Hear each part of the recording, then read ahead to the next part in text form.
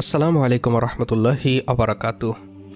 কবরের জীবনকে আরবিতে বলা হয় আলমে বারজাক। এই কবরের জীবনে যে পার পেয়ে যাবে, আল্লাহ তাআলা তাকে সব জায়গাতেই পার করে নেবেন। আর যে এখানে থমকে যাবে, তার চেয়ে হতভাগা আর কেউ থাকবে না। কারণ কবরের আযাব বড্ড বেশি ভয়াবহ। কেমন হবে কবরের প্রথম রাত বা কেমন হবে কবরের জীবন, সেই বিষয়ে বিস্তারিত আলোচনা করব এই ভিডিওতে ইনশাআল্লাহ। চলুন তাহলে মূল আলোচনা শুরু করা যাক। প্রত্যেক মানুষকে মৃত্যুবরণ করতে হবে। মৃত্যু থেকে পালিয়ে থাকার সুযোগ কারণেই। মৃত্যুর পর মুমিনের প্রথম গন্তব্য কবর। যে ব্যক্তি ভালো আমল করবে এবং আল্লাহর সঙ্গে সাক্ষাৎ করার জন্য প্রস্তুতি নেবে, কবর তার জন্য সুখ ও আনন্দের ঘর। আর যে ব্যক্তি খারাপ আমল করবে এবং আল্লাহর আনুগত্যের ক্ষেত্রে ত্রুটি করবে, কবর তার জন্য ভীতি ও অন্ধকারের ঘর। এই বিষয়ে নবী করিম সাল্লাল্লাহু আলাইহি ওয়াসাল্লাম বলেছেন, কবর পরকালের প্রথম ঘাঁটি। কেউ যদি এখান থেকে মুক্তি পায়, তাহলে পরবর্তী ঘাঁটিগুলো তার জন্য সহজ হবে। আর যদি কেউ কবর থেকে মুক্তি না পায়, তাহলে পরবর্তী ঘাঁটিগুলো তার জন্য আরও কঠিন হবে। তিরমিজি হাদিস 2308। কবর জীবনের প্রথম প্রহর কেমন হবে, এই বিষয়ে রাসূলুল্লাহ সাল্লাল্লাহু আলাইহি ওয়াসাল্লামের একটি দীর্ঘ হাদিস বর্ণনা করেছেন সাহাবী বারা ইবনে আযেব রাদিয়াল্লাহু তাআলা আনহু। তিনি বলেন, আমরা রাসূলুল্লাহ সাল্লাল্লাহু আলাইহি ওয়াসাল্লামের সঙ্গে আনসার গোত্রের এক ব্যক্তির জানাজায় শরীক হওয়ার জন্য রওনা হয়ে কবরের কাছে গেলাম, কিন্তু তখনও কবর খনন শেষ হয়নি।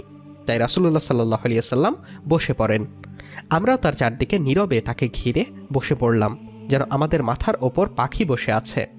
তখন তার হাতে ছিল একখানা লাঠি, তা দিয়ে তিনি মাটিতে আঁচড় কাটছিলেন। তারপর তিনি মাথা তুলে 2 বা 3 বার বলেন, তোমরা আল্লাহর কাছে কবরের আযাব থেকে আশ্রয় চাও।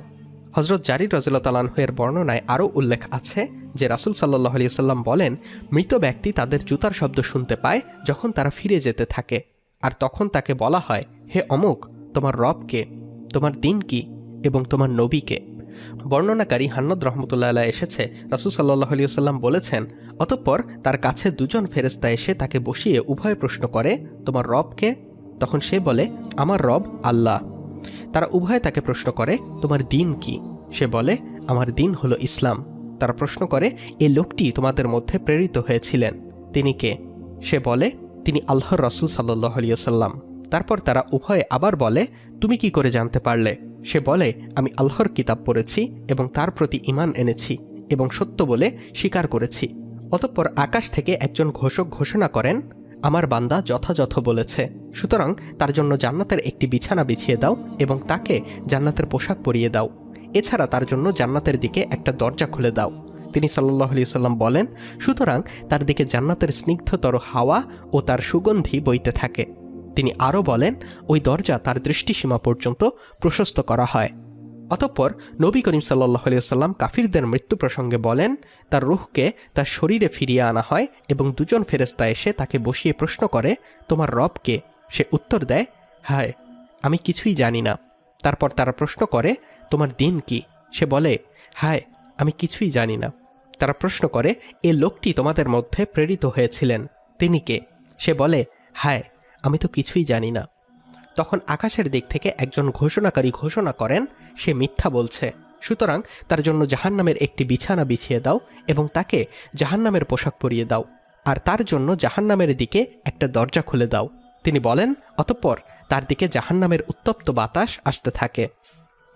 এছাড়া তার জন্য তার কবরকে সংকীর্ণ করে দেয়া হয়, ফলে তার একদিকের পাঁজর অপর দিকের পাঁজরের মধ্যে ঢুকে যায়। বর্ণনাকারী জারির বর্ণিত হাদিসে আছে, তিনি সাল্লাল্লাহু আলাইহি ওয়াসাল্লাম বলেন, অতঃপর তার জন্য এক অন্ধ ও বধির ফেরেশতাকে নিযুক্ত করা হয়, যার সঙ্গে একটি লোহার হাতুড়ি থাকবে। যদি এ দ্বারা পাহাড়কে আঘাত করা হয়, তাহলে তা ধুলায় পরিণত হয়ে যাবে। উক্ত আলোচনা থেকে বোধগম্য হয় যে, যদি কেউ নেক কাজ করে কবরের পেটে যায়, তবে প্রথম দিন থেকেই তার শান্তির ব্যবস্থা হয়ে যাবে। আর যদি কেউ বেঈমান অবস্থায় মারা যায়, তবে প্রথম দিন থেকেই সে কঠিন আযাবে পতিত হবে। আল্লাহ তাআলা আমাদেরকে নেক কাজ করে তার প্রিয় বান্দা হয়ে কবরে যাওয়ার তৌফিক দান করুন, আমিন। প্রিয় দিনী ভাই ও বোনেরা, কবরে যেই ফেরেশতা প্রশ্ন করবে তার নাম কি? জেনে থাকলে জানিয়ে দিন আমাদের কমেন্ট বক্সে। ভিডিওটি ভালো লাগলে একটি লাইক দিন ও যত পারেন শেয়ার করুন। আমাদের চ্যানেলটি এখনও সাবস্ক্রাইব করে না থাকলে সাবস্ক্রাইব করে পাশে থাকা বেল বাটনটি চেপে রাখুন। আল্লাহ হাফেজ।